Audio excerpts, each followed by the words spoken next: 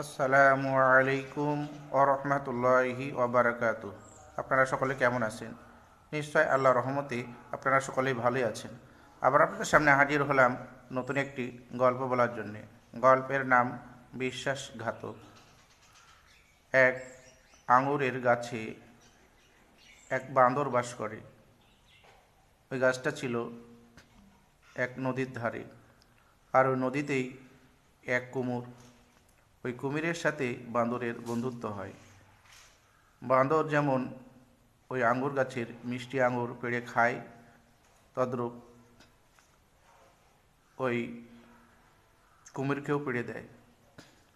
কুমিরের খেয়ে বেশ আঙুর ভালোই লাগে।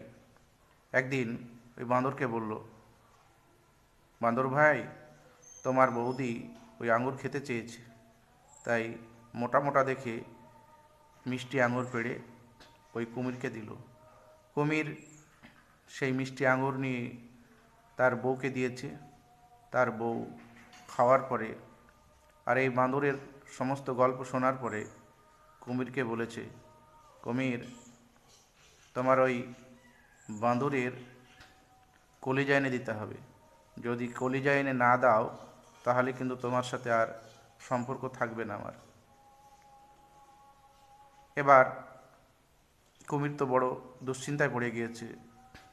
যদি বন্ধুর কলিজা না এনে দিতে পারি তাহলে তো আমার বউ থাকবে না, বউ তো আমার কোনো কথা শুনবে না। তাই সে এসে বাঁদরকে বলল, বাঁদর, আমার বাড়িতে তোমার বৌদি তোমাকে নিমন্ত্রণ করেছে, আজ আমার বাড়িতেই খেতে হবে। তাহলে বন্ধু যখন তুমি বলছো, ঠিক আছে চলো। আমি কিভাবে যাব? তো বলে, তুমি আমার পিঠের ওপরে বসো, আমি সাঁতরিয়ে নিয়ে যাব তোমাকে। এবার পিঠের ওপরে বাঁদর চড়ে বসেছে কুমিরের। মাঝ রাস্তায় গিয়েই কুমিরকে বাঁদর বলছে, এত আদর আপ্যায়ন করে আমাকে তোমার বাড়িতে নিয়ে যাচ্ছ বন্ধু, কি মতলব বলো তো একটু শুনি। তখন বলছে, আরে মতলব কিছুই নয়, তোমার বৌদি তোমার কলিজা খেতে চেয়েছে, তাই তোমাকে আমি নিয়ে যাচ্ছি আমার বাড়িতে। বললো, ওরে সর্বনাশ, তুমি আগে বলনি যে আমার কলিজা খাবে আমার বৌদি? আমি কলিজা তো আমি গাছে রেখে এসেছি।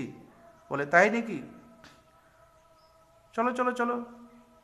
এবার বাঁদর আবার কুমিরকে সঙ্গে নিয়ে ওই আঙ্গুরের গাছের কাছে নিয়ে এসে গাছে লাফ দিয়ে উঠে পড়লো। উঠে পড়ার পরে বন্ধু বলল, বিশ্বাসঘাতক, আমাকে ফাঁকি দিয়ে ধোকা দিয়ে তোমার বউয়ের জন্যে আমার জীবনটা নষ্ট করে দেবে? এতদিনের বন্ধুত্ব, এত ভালো সম্পর্ক, তোমাকে আমি আঙুর পেড়ে পেড়ে খাওয়াই, আর তুমি আমাকে তোমার বইয়ের কথা শুনে আমাকে মেরে ফেলবে?